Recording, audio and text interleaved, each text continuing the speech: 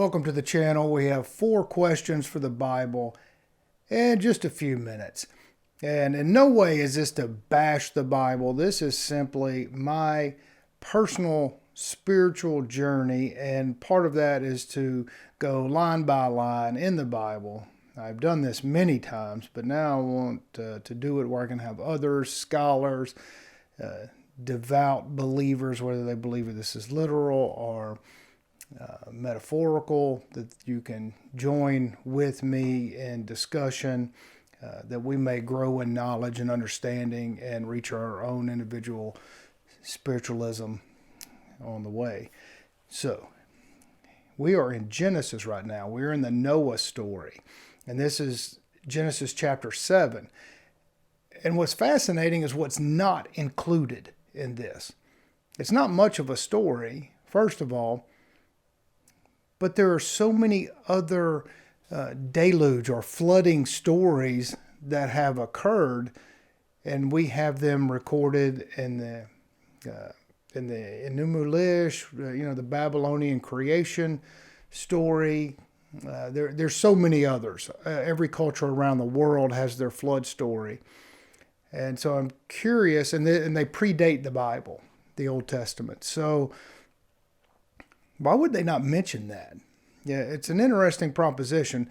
And if we go, so that's the first question. And the second question here in chapter 7, verse 12 through 20, is it says, load the ark.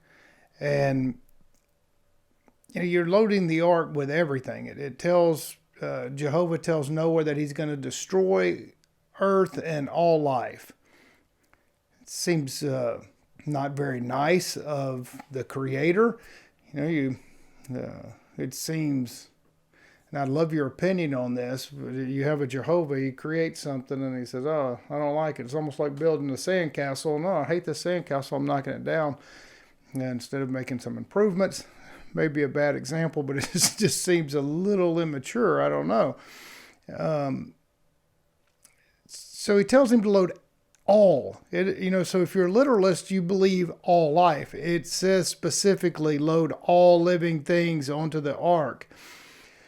And it gives a great description of how large the ark is, and there is no possible way every single all living creatures can be on this ark.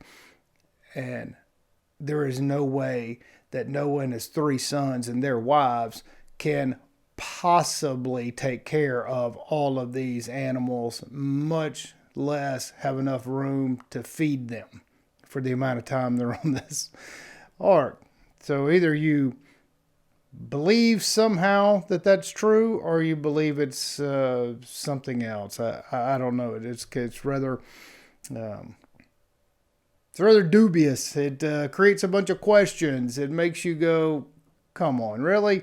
Because you already know of all the other stories, and other people actually lived during some type of major flood. Otherwise, all these cultures around the world wouldn't have their own story. And to say that you could put all living things on the boat is a bit much. And in chapter 8, it says the water stayed high for 150 days. And in verse 1 of chapter 8, it says, God remembereth Noah. This really made me laugh, because it was suggesting that there was a chance God might forget Noah. Was it on your day planner? Oh, it's 150 days. Let me go check on Noah. I don't understand why the writer put it in there, and it just was funny, so I thought I would ask the question. Why? What is that? And the last question for this quick video is, so the waters stop, they start to rescind, and they're very specific about the date. So it's the 7th month and the 7th day, and they're in the mountains of Ararat. And is there something important to that date? It doesn't say, because they were very specific. So was there some sort of the stars aligned just right? Was there some kind of something of significance that is not explained? Because the story is not very long, and it doesn't go into any great detail other than some descriptions of the size of the boat and all life.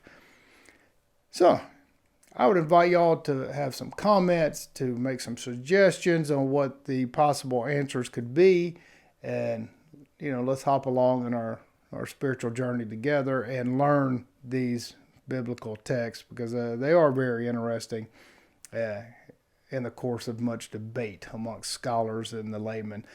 And if you like these kind of topics, and if you like other topics that really explore how to use our critical thinking, how to delve into ourselves and know ourselves to have better, more enriched lives and communicate better with others, please visit our main page, The Mystics of Texas, and themysticsoftexas.com too. You can find all of our videos there where we do that. We do that in an effort so that ultimately we can meditate and pray and have a deeper, meaningful relationship with our own individual higher power as we see it, as we connect to the energies of the cosmos, the universe, and Mother Earth, so that we can live in peace, live in harmony, help each other out, be true brothers and sisters to people with good energy the best we can, and try to attempt to do our best in imparting good, positive energy to other people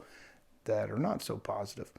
So with that, I appreciate you joining us, and we will see you on the next video. Thanks.